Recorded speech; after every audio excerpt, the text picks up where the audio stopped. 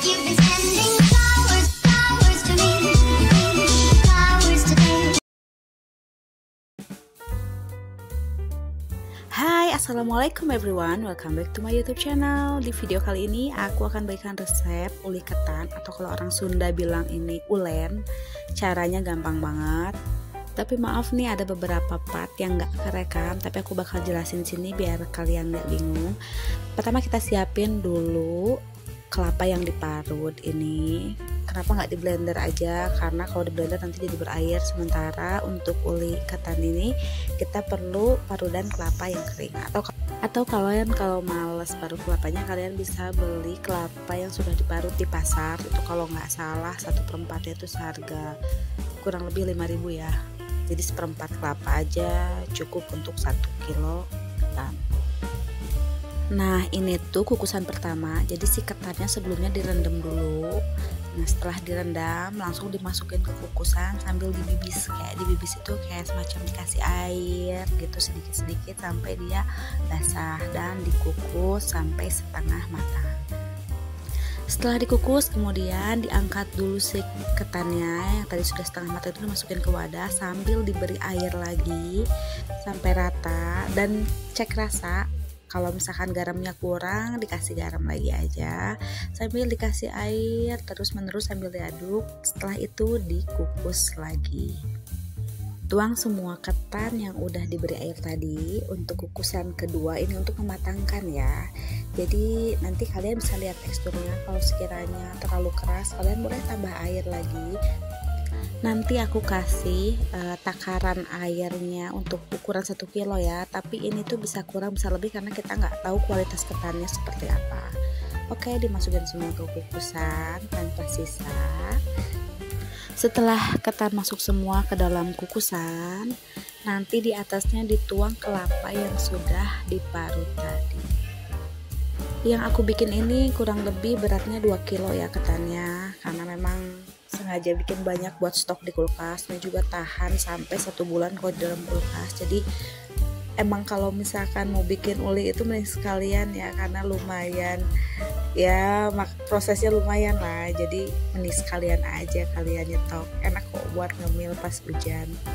Buat sarapan pagi juga ditemenin kopi atau teh manis, itu udah enak banget. Oke, setelah ini kita kukus sampai matang. Nanti kalian cek aja kalau dia udah empuk, udah kayak nasi ketan gitu, itu nanti diangkat aja. Kita kukus dulu.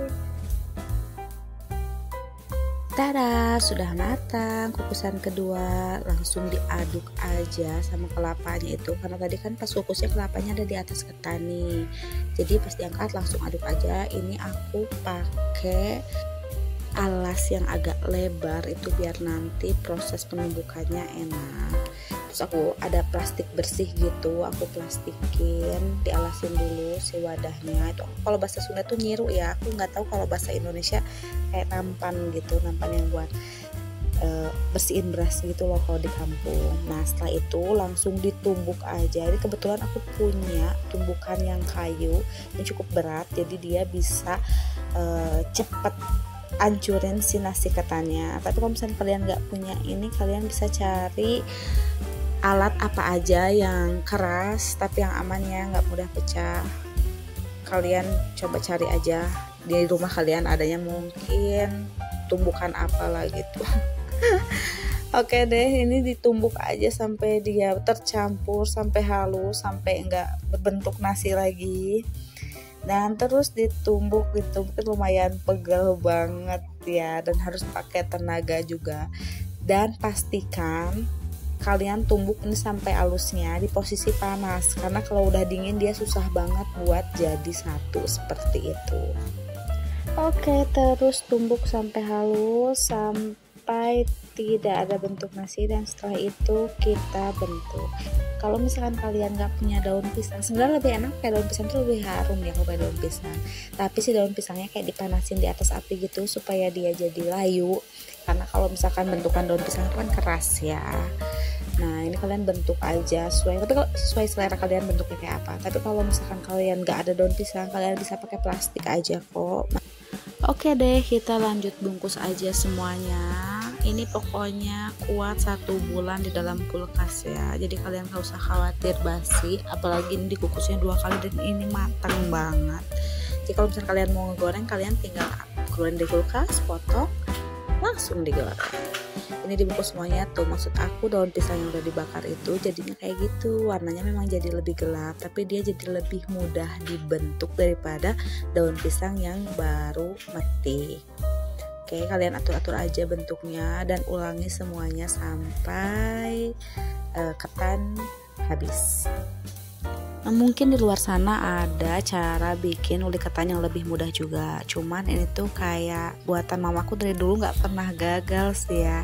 Jadi tradisional aja gitu, beda aja juga rasanya sama yang lainnya. Aku nggak tahu sih, mungkin karena prosesnya juga aduh pakai tenaga pikiran.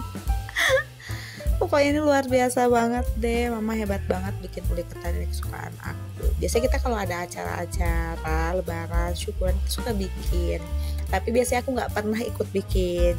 Cuma pas semalam aku ke dapur itu, mama lagi posisinya udah kukus ketan yang pertama. Nah aku pikir udah sekalian aja deh ngonten gitu kan, biar aku juga nanti bisa ulang-ulang videonya buat belajar bikin ini. Jujur aja aku belum pernah bikin ini sebelumnya karena selalu mama yang bikin, aku tinggal makan-makan aja gitu. Dan ternyata prosesnya gampang sih, cuman ya pakai tenaga aja pas numbuknya. Itu aja sih sebenarnya, lebih ke pas proses numbuknya aja yang menguras tenaga dan pikiran aku. Kalau misalkan pas buat ngebibis airnya atau ngukus itu kan gampang banget ya, cuman pas numbuknya aja. Jadi oke, selamat mencoba deh tumbuk menumbuk si uli ketan terfavorit ini. Lanjut bungkus semuanya sampai habis. Ini jadi sekitar 5 bungkus ya, karena ukuran per bungkusnya lumayan besar. Sebenarnya biasanya lebih kecil dari ini ngebungkusnya, karena daun pisangnya cuma sedikit. Jadi ya udahlah, manfaatkan daun. Jadi daun yang besar ya diisinya besar, daun yang kecil ya diisinya agak kecil gitu. Jadi memang nggak rata ukurannya.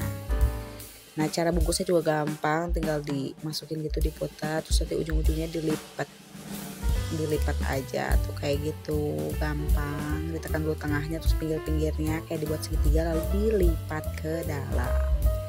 Oke, ini udah mau selesai. Yang sisa yang kecil itu memang enggak dibungkus, itu enak banget dimakan gitu aja. Lebih enak lagi pakai tumis-tumisannya, kayak tumis, apalagi kalau ada tumis daging itu udah enak banget. Tapi kalau nggak ada, kalian bisa beli bumbu pecel yang di warung itu, atau mungkin kalau kalian punya oncom, kalian bisa bikin sambal oncom. Kalau nggak ada, dimakan begitu juga udah enak banget. Ini gurih banget dari kelapanya. Ketan sama kelapa itu kalau disatuin memang paling top markotop, endul besti.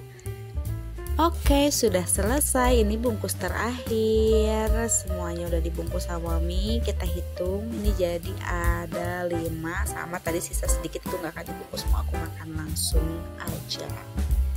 Kita goreng.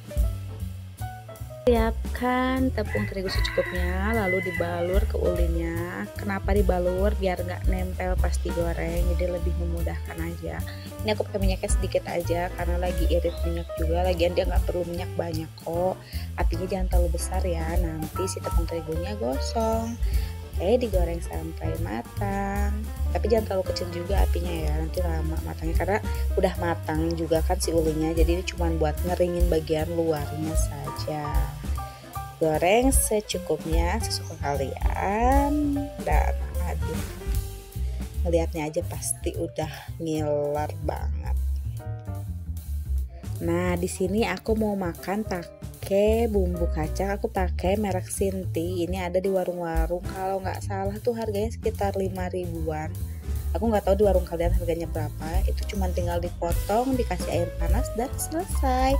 Mudah sekali kan. Pokoknya buat kalian yang mau coba bikin ini, kalian nggak bakalan nyesel sama hasilnya.